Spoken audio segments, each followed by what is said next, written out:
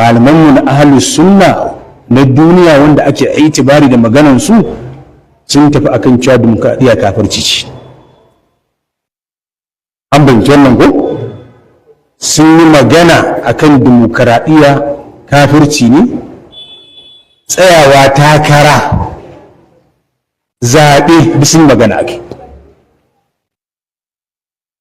Da haka matsaya ta malamai ga baki ɗaya shi ne akwai hatsari ma mutum ya tsaya takara nan ba mace ba don a zaɓe shi. Ya je ya tsara wasu dokoki ba dokokin Allah ba. Ya lankwasa dokoki waɗanda suke ba na Allah ɗin ba, na Allah ɗin. Ko ya ɗora dokoki sama da dokokin Allah. Akwai hatsari mai girman gaske. Kai kuma ka zaɓi mutum don ya je wannan aiki kuma kana cikin hatsari.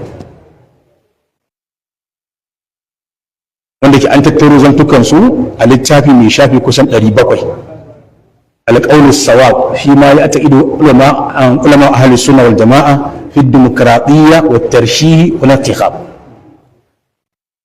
Zanci madaidaici cikin abin da malaman mu na ahli sunna na zamani suka kudurce game da demokradiyya da tsayawa takara da zabe, hatsarin da yake cikin shi. Don abu ne mai hatsarin gaske. Tsaya takara don ka je ka zanto kana tsara dokoki da suka saba dokokin Allah.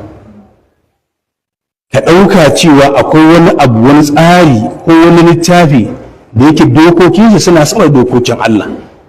Ko kuma kai ka zaɓi mutumin da zai je wannan aiki na fitar da wasu dokoki. Nan ba ana magana namiji. An bayyana wannan to sai kuma gashi waɗanda ma suke ganin cewa a shiga a babin darura, a shiga don a gyara, a shiga don a tartaɓa naɗin sun yi da kafirci ne. In ko darura ce an ce a darura to ƙaddarin maza da ƙadariya. Ai darura ana ƙaddara ta da gurgurta duka ake.